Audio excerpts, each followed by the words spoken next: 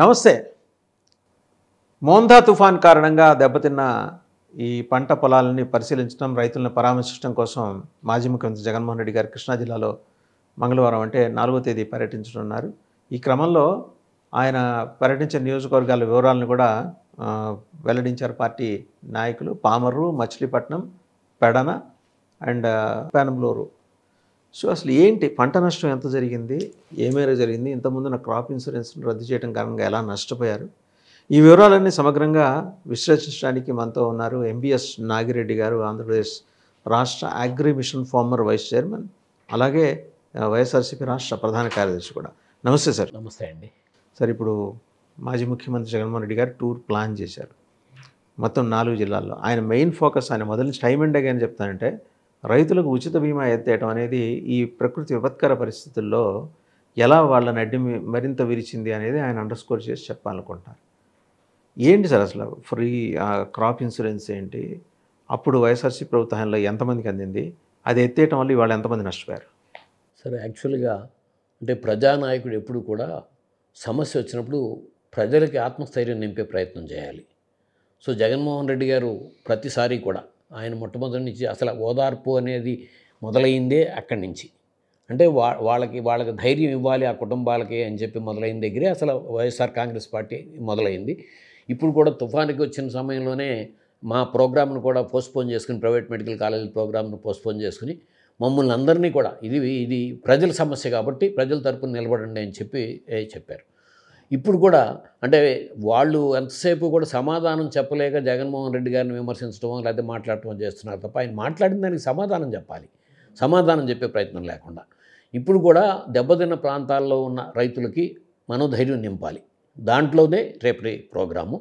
So ఎక్కడైతే పంట దెబ్బతిన్న పొలాలు ఉన్నాయో అందువే ఒక రూట్ పెట్టుకున్నప్పుడు ఆ రూట్లో నుంచి పెనంబలూరు కాన్స్టిట్యున్సీ, పామరు కాన్స్టిట్యున్సీ, అట్లాగే మచిలీపట్నం నుంచి పెడన రూట్ పెట్టుకోవడం జరిగింది. మేజర్గా వరి పంటలు దెబ్బతిన్నాయి కాబట్టి ప్రధానమైన అంశం ఇప్పుడు మీరు అడిగిన దాంట్లో ఇన్సూరెన్సు, ఫ్రీ ఇన్సూరెన్స్ అనేది పాదయాత్ర ఆఖరి రోజు ప్రోగ్రాం లాస్ట్ మీటింగ్ దగ్గర ఆయన అనౌన్స్ చేయడం జరిగిందండి. ఎందుకు చేశారు అంటే, ఇన్సూరెన్స్ అనేది ఎవరైతే లోన్ తీసుకున్నారో వాళ్ళ వరకే ఇన్సూరెన్స్ జమ అవుతుంది. అదే మిగతా పంటలకన్నిటికీ కూడా ఫుడ్ క్రాప్స్కి ఏమో 2% రైతులు కట్టాలి, కమర్షియల్ క్రాప్స్కి కానీ ఆయిల్ సీడ్స్ కానీ వాటికి 5% ప్రీమియం కట్టాలండి. అంటే 870 రూపాయలు అట్లా ప్యాడీ కట్టాల్సి వస్తే 1800 నుంచి 2000 మిర్చికి కానీ కాటన్కి కానీ కట్టాల్సి వస్తుంది. అదే అరటి అవన్నీ అయితే 3000 దాకా కట్టాల్సి వస్తుంది. ఇండివిజువల్గా ఎవరు కట్టలేకపోతున్నారు. సుమారుగా లోనీసు, నాన్ లోనీస్ అంతా కలిపి కూడా 18 నుంచి 19 లక్షల మందే కవర్ అవుతున్నారు. రాష్ట్రంలో రైతులేమో మేము అసలు రైతు భరోసానే 53,58,000 మందికి రైతు భరోసానే ఇస్తే 19 లక్షల మంది కవర్ అవ్వటం ఏమిటి, ఇక్కడ మనం వీళ్ళ రైతులకు న్యాయం జరగట్లేదు అనే ఉద్దేశంతో ఫ్రీ ఇన్సూరెన్స్ అంటే రైతులు కట్టే షేరు, స్టేట్ గవర్నమెంట్ షేరు, రైతుల షేరు కూడా రాష్ట్ర ప్రభుత్వం కడతాము అని చెప్పి నిర్ణయం తీసుకోవడం జరిగింది. దాని మూలంగా సుమారుగా 80 నుంచి 85 లక్షల మందికి, అంటే ఈ క్రాప్ తీసుకొచ్చింది కూడా భారతదేశంలో ఆంధ్రప్రదేశ్ జగన్మోహన్ రెడ్డి గారే మొట్టమొదటి ముఖ్యమంత్రి అండి. దాంట్లో సాగు చేసిన ప్రతి రైతు ఆటోమేటిక్గా ఈ క్రాప్లోకి వెళ్ళిపోవాలి. సో 98% అయ్యింది అని చెప్తే కూడా ఆ 2% ఎందుకు పోయారని చెప్పి రివ్యూ మీటింగ్లో అడిగేవారు జగన్మోహన్ రెడ్డి గారు. ఆ 2% కూడా మిస్ అవ్వకూడదు కదా. సో 100% చేస్తేనే అది మనం న్యాయం చేసినట్టు అనేది. ఆ ఈ క్రాప్ జరిగిన ప్రతి ఎకరం రైతుని కూడా ఇన్సూరెన్స్ కవరేజ్లోకి ఆటోమేటిక్గా తీసుకొచ్చేయడం జరిగింది. వాళ్ళ క్లెయిములు కూడా కేవలం వైఎస్ఆర్సీపీ రైతులకే ఇచ్చారా, అందరు రైతులకి ఇచ్చారు? అసలు సాగు నేను అడగటం కాదండి, జనం.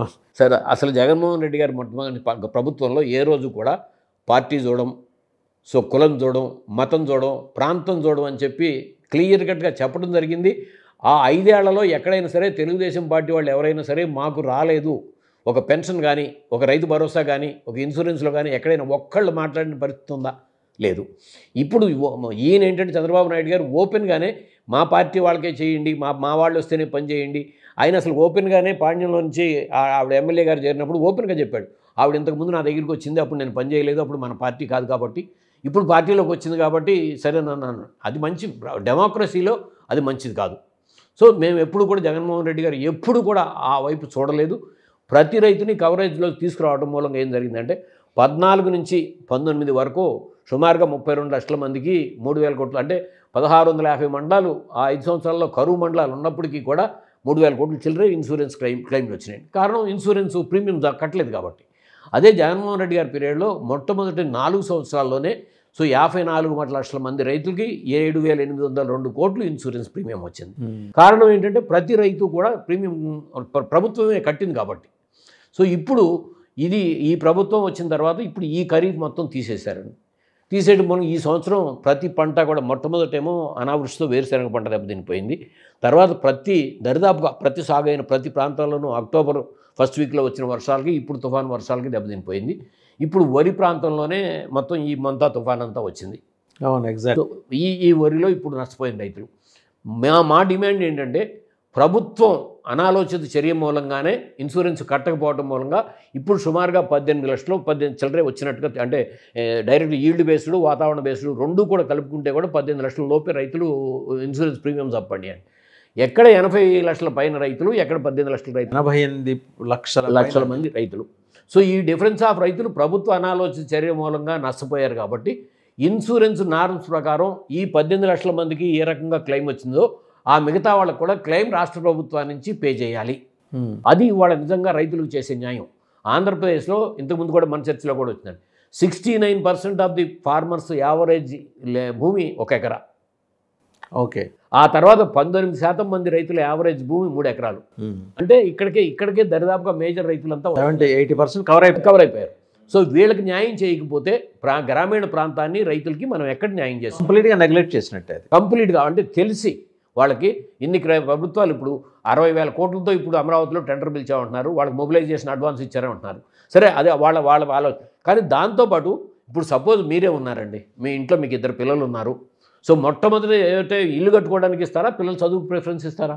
పిల్లలు చదువు స్కూల్ కట్టడం ఫీజు వదిలేసేసి పిల్లలకి క్వాలిటీ ఫుడ్ వదిలేసేసి నేను బ్రహ్మాండంగా ఇల్లు కడుతున్నాను రా, గృహప్రవేశం అయిన తర్వాత మీరు చదువు చెప్పిస్తానంటారా? ఎక్కడైనా ఏ తండ్రి అయినా మాట్లాడతాడా? అంటే ముఖ్యమంత్రి రాష్ట్రానికి ఒక తండ్రి లాంటి వాళ్ళు. ఈ తండ్రి మాట్లాడుతున్నారు. అది అంటే ముఖ్యమంత్రి మాకు ముఖ్యమంత్రే, రాష్ట్రంలోని ప్రజలందరికీ ముఖ్యమంత్రి. ఆ విషయం మర్చిపోయి మాట్లాడుతున్నారు. అది మంచిది కాదు. ఇప్పుడు కూడా ఇన్పుట్ సబ్సిడీ విషయంలో కూడా ఇంతవరకు ఇంత ఇస్తామని ప్రకటించలేదు. ఎంత అరౌండ్ సమ్వేర్ అరౌండ్ 800 crores ఎంత ఇవ్వాలనుకుంటా కదండి ఇప్పుడు దాకా. అది 650 కోట్లు చిల్లర పాత బ్యాలెన్స్లు ఉన్నాయని చెప్పి జగన్మోహన్ రెడ్డి గారు చెప్పిందండి. అంటే మొట్టమొదట్లో బుడమేరు వరద వచ్చినప్పుడు మాత్రమే ప్యాడీ జోన్స్లో ఇన్పుట్ సబ్సిడీ ఇచ్చారు. ఆ తర్వాత ఇంతవరకు ఇన్పుట్ సబ్సిడీ ఇవ్వలేదు. సార్, అంటే అగ్రికల్చర్ డిపార్ట్మెంట్ ఏం చేస్తుంది సార్? డిపార్ట్మెంట్ ఏం తప్పు కాదు సార్. ఎప్పుడు కూడా రాజు ఆలోచనను బట్టి అగ్రికల్చర్ ఏం చేస్తున్నారు అచ్చెన్నాయుడు గారు? అంటే అచ్చెన్నాయుడు గారు యాక్చువల్గా వ్యవసాయ నిర్ణయం నిన్నే పెట్టాను.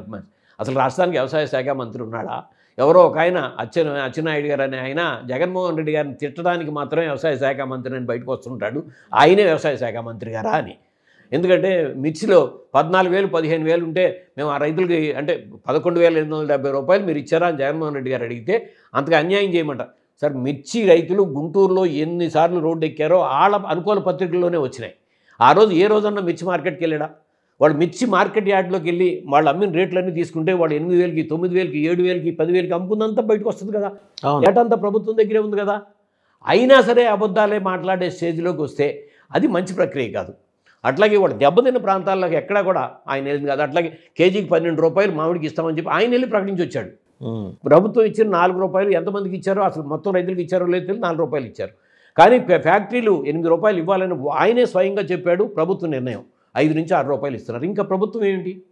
ప్రభుత్వం తీసుకున్న నిర్ణయం ప్రకారం మన రాష్ట్రంలో ఉన్న కంపెనీలు వాళ్ళు చేయకపోతాయి. ఇదే విషయంలో మోన్సాంటో కంపెనీ విషయంలో, బీటీ కాటన్ విషయంలో వాళ్ళు మోన్సాంటో వాళ్ళు మేము అంటే 1,750 రూపాయలు ప్యాకెట్ ఇత్తనం ఉన్నప్పుడు రాజశేఖర రెడ్డి గారి పీరియడ్లో 750 రూపాయలకి 650 తీసుకొచ్చారంట. అప్పుడు మేము ఏమంటే మా రాష్ట్రంలో అమ్ముతుపోమన్నాడు రాజశేఖర రెడ్డి గారు. 650 రూపాయలు తీసుకొస్తే ఆంధ్రప్రదేశ్లోనే ఒక ప్రతి రైతులకి 2,000 కోట్లు లబ్ధి జరిగింది సంవత్సరానికి. ఇది గుజరాత్ నంబర్ 1 ప్లేసు పత్తి కాటన్లో, మహారాష్ట్ర 2nd ప్లేసు. 2 సంపన్న రాష్ట్రాల ముఖ్యం. అప్పుడు మోడీ గుజరాత్ ముఖ్యమంత్రి. వాళ్ళు ఎవ్వరూ చేయని కార్యక్రమాన్ని రాజశేఖర రెడ్డి గారు చేసి చూపించాడు. అందుకనే రాజశేఖర రెడ్డి గారిని వాళ్ళ ప్రజలు గుడిలో పెట్టుకున్నారు. అట్లాగే వాళ్ళు జగన్మోహన్ రెడ్డి గారు వచ్చిన తర్వాత ఈ క్రాప్ అంటే జగన్మోహన్ రెడ్డి గారు, రైతు భరోసా అంటే జగన్మోహన్ రెడ్డి గారు, సో ఉచిత ఇన్సూరెన్స్ అంటే జగన్మోహన్ రెడ్డి గారు, ఇవన్నీ వదిలేసేసి మీరు ఏదేదో మాట్లాడటం కాదు. ఇప్పుడు అట్లాగే మళ్ళీ అన్నదాత సుఖీభవ అన్నారు. 53,58,000 మందికి 13,500 కాడికి జగన్మోహన్ రెడ్డి గారి టైంలో రైతు భరోసా అందిందండి. ఆయన చంద్రబాబు నాయుడు గారు ఏం చెప్పాడు? ఏ పథకాన్ని రద్దు చేయం, ఇంకా ఆ పథకాలను పెంచిస్తాం, నంబర్ను కూడా పెంచిస్తామని చెప్పి క్లియర్ కట్గా చెప్పారు. ఇప్పుడు ఏం జరిగింది? మొట్టమొదటి సంవత్సరంలోనే అన్నదాత సుఖీభావ కింద 20,000 ఇస్తానన్నారు. అంటే 53,55,000 మందికి 10,000 కోట్లు చిల్లర ఫస్ట్ ఇయర్లో ఇవ్వాలి. సో ₹1 ఇవ్వాల. ఈ సంవత్సరంలో ఫస్ట్ ఇన్స్టాల్మెంటు ఇచ్చిన దాంట్లో కూడా 53,58,000 మందికి 46.5 లక్షల మందికే ఇచ్చారు. ఎక్కడికి వెళ్తున్నాయి సార్ ఈ ఫండ్స్? మరి అది మనకు కూడా అర్థం కాని పరిస్థితి. ఎందుకంటే ఆయన 95 నుంచి 2004 దాకా అదే బడ్జెట్లో అదే కార్యక్రమంలో బాగా చేశారు. కాదండి, ఏ కొత్త కార్యక్రమాలు ఏం చేయలేదు అప్పుడు కూడా చంద్రబాబు నాయుడు గారు. అంటే ఈ స్థాయిలో అయితే లేదుగా. మరి రాజశేఖర రెడ్డి గారు అదే బడ్జెట్లోనే రాజశేఖర రెడ్డి గారు 1,00,000 కోట్లు ఇదే జలయజ్ఞం కార్యక్రమం ఎట్లా తీసుకున్నారు? సో పులిచింతల ప్రాజెక్ట్ ఎట్లా కట్టారు? ఏంది రాష్ట్ర ప్రభుత్వ నిధులతోనే కదా. పోలవరానికి 5,000 కోట్లు ఆయన ఉండగా పెట్టిందంతా కూడా రాష్ట్ర ప్రభుత్వ నిధులతోనే కదా. సో అన్ని కార్యక్రమాలు, పెన్షన్లు పెంచారు, ఉచిత విద్యుత్ సాధ్యం కాదంటే రాజశేఖర రెడ్డి గారు మొదలుపెట్టిన వ్యవసాయానికి ఉచిత విద్యుత్ వాళ్ళ దేశంలో 5 రాష్ట్రాల్లో అమలు జరుగుతుంది. ఉచిత విద్యుత్ అంటేనే రాజశేఖర రెడ్డి గారు, ఒక ఆరోగ్యశ్రీ అంటే రాజశేఖర రెడ్డి గారు, 104 అంటే రాజశేఖర రెడ్డి గారు, 108 అంటే రాజశేఖర రెడ్డి గారు. ఇన్ని పథకాలు మరి అదే బడ్జెట్ పెరగకుండా రాజశేఖర రెడ్డి గారు ఎట్లా అమలు చేశారు? తర్వాత మళ్ళీ ఆయన 14 నుంచి 19 దాకా ఆయన ఉన్నారు. ఆయన సాధ్యం కాదు అన్నయ్య కూడా జగన్మోహన్ రెడ్డి గారు వచ్చిన తర్వాత మళ్ళీ కొత్త పథకాలన్నీ. సో వాళ్ళ గ్రామ సచివాలయాలు, రైతు భరోసా కేంద్రాలు, రైతు భరోసా పథకం, ఉచిత ఇన్సూరెన్స్ పథకం, ఇన్పుట్ సబ్సిడీలు, ఇవన్నీ కూడా మళ్ళీ జగన్మోహన్ రెడ్డి గారు ఎలా అమలు చేయగలిగారు? జగన్మోహన్ రెడ్డి గారు అప్పులు చేశారు. వాళ్ళు ఈ మధ్యనే వాళ్ళకి అనుకూలమైన టీవీ ఛానల్లోనే వచ్చిందండి. అంటే 2 లక్షల కోట్లు చిల్లర జగన్మోహన్ రెడ్డి గారు ముఖ్యమంత్రి అయ్యేటప్పటికే అప్పులు ఉన్నాయి. 3,50,000 కోట్లు చిల్లర అప్పులు ఉన్నాయి అని చెప్పి కేంద్ర ప్రభుత్వం పార్లమెంట్లో చెప్పింది. మరి మీరు చేసిన దాంట్లో పథకాలు ఏం కనపడలా. దాంట్లో ఆయన ఎన్ని పథకాలు కనబడుతున్నాయి. ఇప్పుడు ఈ 16 నెలల్లోనే 2 లక్షల కోట్లు మీరు అప్పు తెచ్చారు. ఐ బిలీవ్ రేపు ప్రోగ్రాంలో ఆయన ఇవన్నీ మాట్లాడబోతున్నారు. డెఫినెట్గా మాట్లాడతారు జగన్మోహన్ రెడ్డి గారు. సార్ జగన్మోహన్ ఒక 88 లక్షల మందికి ఈయన ప్రొవైడ్ చేసిన క్రాప్ ఇన్సూరెన్స్ ఎక్కడ? 19 లక్షలు అది కూడా వాళ్ళు కట్టుకున్న క్రాప్ ఇన్సూరెన్స్ ఎక్కడ? వాళ్ళు గవర్నమెంట్ ఇచ్చింది కాదు. సో టెనెంట్ ఫార్మర్స్ ఏ స్థాయిలో నష్టపోయారు? ఒక అరౌండ్ 60. సార్ ఇప్పుడు ప్యాడీ జోన్లో ఆల్మోస్ట్ 80 to 85% టెనెంట్ ఫార్మర్సేనండి. ఇందాక మనం చెప్పుకున్న 69% యావరేజ్ 1 ఎకరా భూమి అన్నాం కదా. వాళ్ళే 1 ఎకరా ఉంటే ఇంకో 2 ఎకరాలు కౌలు చేసుకునేవాళ్ళు. ఇప్పుడు గన టెనెంట్ ఫార్మర్స్ని మనం కాపాడుకునే పరిస్థితి కాకపోతే వ్యవసాయ రంగమే చాలా ప్రమాదంలో మనుగడలో పడబోతోంది. సో పెద్దవాళ్ళు ఎవరో అక్కడ సాగు చేసే పరిస్థితి లేరు. పిల్లలు అమెరికాలో ఉన్నారో లేకపోతే ఎక్కడో ఉన్నారు. తల్లిదండ్రి మాత్రం అక్కడ ఉన్నారు. టుమారోస్ జగన్మోహన్ రెడ్డి గారి program is going to penetrate. Sir డెఫినెట్గా ఆయన ఏ రోజు మాట్లాడినా సరే విత్ డేటా ఫిగర్స్తో పర్ఫెక్ట్ మాట్లాడతారు. వాటికి సమాధానం చెప్పకుండా ఏదో అడ్డగోలుగా వచ్చి దాన్ని మాట్లాడతారు. అంటే ఇప్పుడు జగన్మోహన్ రెడ్డి గారిని విమర్శించకపోతే మరి మంత్రిమండలిని తీసేస్తారని ఏమైనా చంద్రబాబు నాయుడు గారు చెప్తాడో ఏమో తెలియదు. సో వాస్తవానికి దానికి సబ్జెక్ట్ వైజ్గా మీ దగ్గర ఉన్న డేటాతో ఇదిగో మీరు మాట్లాడింది ఇదిగో డేటా అని చెప్పి చూపించండి. అది విధానం అంటే డెమోక్రటిక్లో.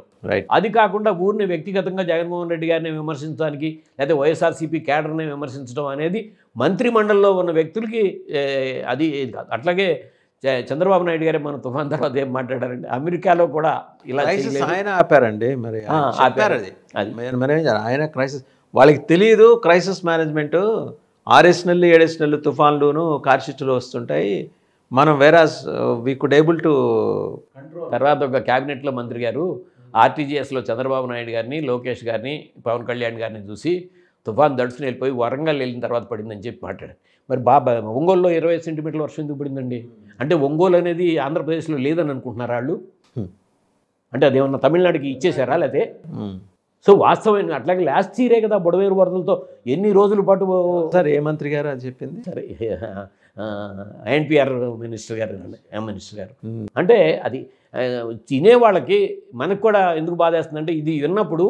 సో మీకు బయట నుంచి ఎన్ఆర్ఐస్ కానీ ఎవరైనా చేసే కామెంట్లు చూస్తారే మన ముఖ్యమంత్రిని ఇంత తేలిగ్గా మాట్లాడే ఛాన్స్ వీళ్ళే ఇస్తున్నారని బాధేస్తుంది. తుఫాను ఎలాగూ మోందా తుఫానికి సంబంధించి జగన్మోహన్ రెడ్డి గారి పర్యటనలో వాస్తవాలు బయటకు వస్తాయి. ప్రభుత్వం ఎలా రెస్పాండ్ అవుతుందో చూద్దాం.